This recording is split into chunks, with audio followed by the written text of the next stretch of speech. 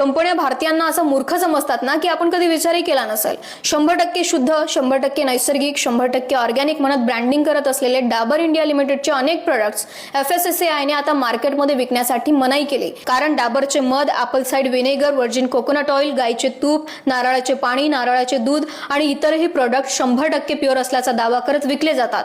पण simple logic आहे, simple argument आहे जे आपण करत नाही की जर हे 100% प्युअर आहे तर त्या प्रोडक्टमध्ये एकापेक्षा जास्त इन्ग्रेडियंट्स कसे. हा स्कॅम आजचा नाहीये. भारतीयांना देशी असो किंवा विदेशी कंपन्या अशाच मूर्ख बनवत आलेल्या आहेत. हा बघा फॅन्टा, एक युरोपमध्ये मिळतो आणि एक भारतामध्ये. युरोपमध्ये मिळणाऱ्या फॅन्टामध्ये ओरिजिनल ऑरेंज ज्यूस आहे, तेच भारतामध्ये मिळणाऱ्या फॅन्टामध्ये फक्त ऑरेंज फ्लेवर आहे आणि आर्टिफिशियल कलर्स. भारतात मिळणाऱ्या लेजमध्ये पाम ऑइल असते, तेच युरोपमध्ये पाम ऑइल नसते.